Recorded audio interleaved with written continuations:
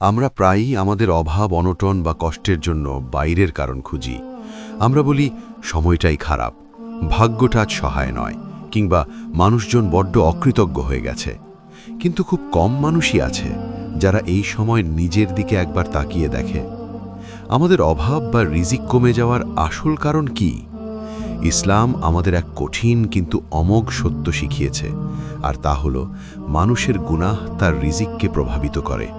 আমাদের প্রিয় নবী হযরত মুহাম্মদ সাল্লাল্লাহু আলাইহি ওয়াসাল্লাম বলেছেন, নিশ্চয়ই একজন মানুষ তার গুনাহের কারণে রিজিক থেকে বঞ্চিত হয়। এই একটি হাদিসই আমাদের চোখ খুলে দেওয়ার জন্য যথেষ্ট। মূল আলোচনা। তাহলে প্রশ্ন জাগে, সেই বিশেষ কোন পাপগুলো যা আমাদের রিজিকের দরজা বন্ধ করে দেয়? আসুন আজ সেই কারণগুলো নিয়ে একটু ভাবি। 1. গোপন গুনাহ। প্রথমেই আসে গোপন গুনাহ, যা আমরা মানুষের আড়ালে করি। যখন আমরা ভাবি আমাকে কেউ দেখছে না, তখন আমরা ভুলে যাই মানুষ না দেখলেও আমার রব সব দেখছেন। এই যে নিভৃতে করা পাপ, এটি ধীরে ধীরে আমাদের জীবনের সব বরকত শুষে নেয়।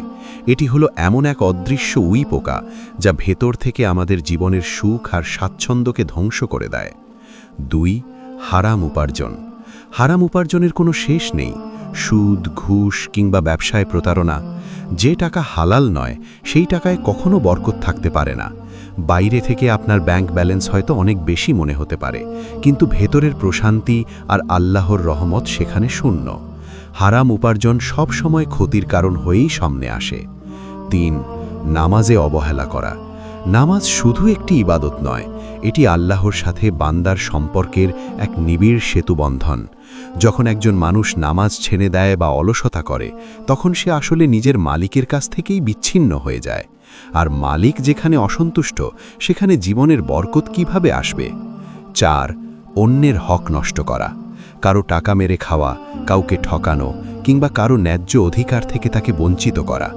মনে রাখবেন, অন্যের চোখের পানি আর দীর্ঘশ্বাস আপনার জীবনের উপর অদৃশ্য এক অভিশাপ হয়ে আসে। মানুষের হক নষ্ট করলে আল্লাহ যেমন মাফ করেন না, তেমনি রিজিকের দরজাও সংকীর্ণ হয়ে যায়।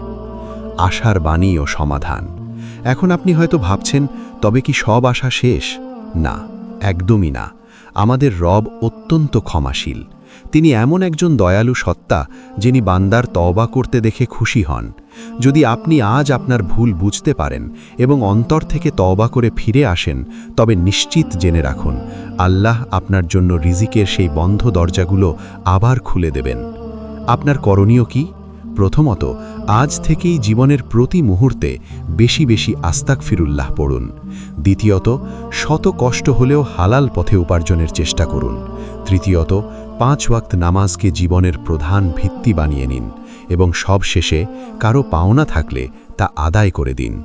শেষ কথা, আমরা প্রায়ই হাহাকার করি, আমার রিজিক এত কম কেন? কেন আমি দুশ্চিন্তায় থাকি?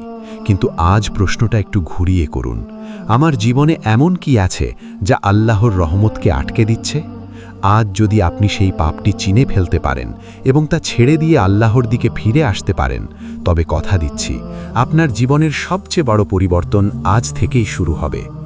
ইসলামের এই গুরুত্বপূর্ণ শিক্ষাগুলো অন্যদের মাঝে ছড়িয়ে দিতে এই ভিডিওটি শেয়ার করুন। আর নিয়মিত এমন ভিডিও পেতে আমাদের চ্যানেলটি সাবস্ক্রাইব করে রাখুন। আল্লাহ আমাদের সবাইকে হালাল এবং প্রশস্ত রিজিক দান করুন। আমিন।